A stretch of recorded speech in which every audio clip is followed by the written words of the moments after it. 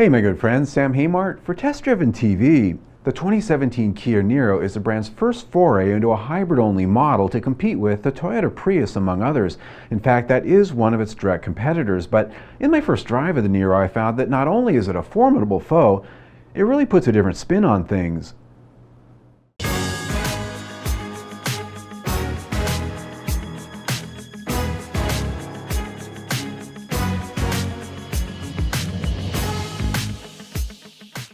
Called a crossover, the Kia Niro shares a footprint similar to that of a Toyota Prius, but offers a taller silhouette, a higher seating position with a more SUV-like outward view, and significantly more interior space. A deliberate hand was taken by Kia designer Mike Torpy to make the Niro look tough and rugged like a crossover and less the cheese-sliced, in-your-face presentation some hybrid cars bring to the game to scream to the world you have one. Instead, the Kia Niro has a muscular shape with a high shoulder line and emphasized wheel arches by way of lower black cladding. A roofline that's formal with just enough rake to make it sporty is anchored by a sleekly wedged set of LED tail lamps. Up front, you'll find Kia's Tiger Nose grille with a good amount of detail in its pattern, along with some diamond-shaped LED headlamps. The lower fascia features handsome trim details and more of that lower black cladding that says crossover. When it came to the interior, Kia set out to continue the non-hybrid hybrid theme by creating a cabin devoid of the science experiment design ethos of joysticks and center-mounted instrument clusters for, well, something a little bit more mainstream. Here you'll find a very traditional horizontal dash layout and a combination of trims, yet plenty of high-tech features to be completely modern. Our top-of-the-line touring tester had the 8-inch touchscreen infotainment system with navigation. Its screen was very easy to see and use even in direct sunlight. Graphics and menus are thoughtfully laid out, and the energy monitor is always a much fun place to watch. Audio from its 8-speaker Harman Kardon sound system is downright phenomenal. Even with the subwoofer thumping, the trims in the panels didn't join the chorus. The instrument cluster itself features a full-function 4.2-inch TFT center screen between two big round dials. It all looks the part of tech while providing multiple choices for information. The steering wheel, heated in our tester, was also well lined with various controls. Heated leather seating in the Niro Touring was of high comfort. With memory settings for the driver, a power seat has 10 ways of adjustment. They are firm but remain comfortable on our long day of driving. The passenger seat remains mechanically adjustable. At the rear, passengers will enjoy a rather high seating position afforded by the crossover design format. Legroom and headroom are both commendable, and compared to the Prius, not even in the same ballpark. The hybrid battery pack is mounted below that rear seat, which does fold down in a 60-40 split for a near-flat load floor in spite of that battery. Under this floor, you won't find a spare tire, however, but an emergency inflator. There is room for a spare, though, should you absolutely need one. And that gets us to the drive. Powering the 2017 Kia Niro is a 104 horsepower, 1.6-liter Atkinson cycle direct-injected 4-cylinder. It's mated to a 6-speed dual-clutch automatic transmission, and between them is a 43 horsepower electric motor, all driving exclusively the front wheels.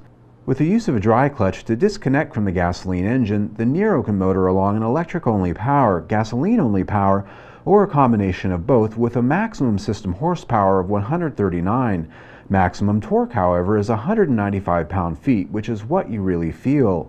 Its use of a 6-speed dual-clutch transmission is a major contributor to the Niro's distinctly non-hybrid driving character. As most hybrids use a continuously variable transmission, or CVT, they often aren't all that engaging. With a sport mode and a heavy foot, the Niro can feel downright fun on a windy back road.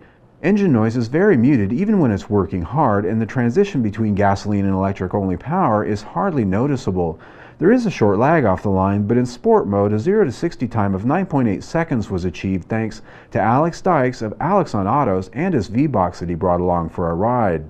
Fuel economy is rated as high as 52 mpg city for the base models, but it does drop steadily as you climb the trim grades to the Touring due to more weight and larger sized tires. Our Touring tester was rated at a still impressive 51 mpg city, 46 mpg highway, and 49 mpg combined. In our day of driving, we saw averages of 51 mpg on the slower backroad segments and 46 mpg on the higher speed highway segments. Though not scientific measures, pretty accurate to ratings. Handling is the other major area where the Niro stands apart from many you can compare it to. It had a suspension athletic enough to let you push it confidently on a winding back road without getting white knuckles. On the flip side, I found that on rougher roads with a lot of undulations, the suspension was not only compliant enough to quell the roughness, but the additional suspension travel of the crossover format enabled more ability to soak it up before hitting the bump stops. Win-win! Now, stepping back and thinking of the big takeaway from my drive here, Kia has launched a great option to those who want a hybrid for fuel economy but have hated how hybrids have looked and driven. The Kia Niro looks like and behaves every bit the normal everyday crossover, just like a Honda HR-V or a Mazda CX-3. It gets fuel economy like some of the best dedicated hybrid cars out there, however. And for those wanting more, Kia has said a plug-in hybrid variant will be along a little bit later next year. The bottom line is I think Kia really does have a winner here, and it is on sale now across North America starting at $22,890 for the entry-level FE model, and it ranges up to $29,650 for the Touring I tested here, and of course there's lots of option packages you can add. Now, of course, I'll bring you a far more detailed review a little bit later down the road when I get one for an extended test drive. Until then, click right here and subscribe to our YouTube channel because I do test drive 1 or 2 vehicles a week, or click here and see our latest test drive. Either way, stay tuned.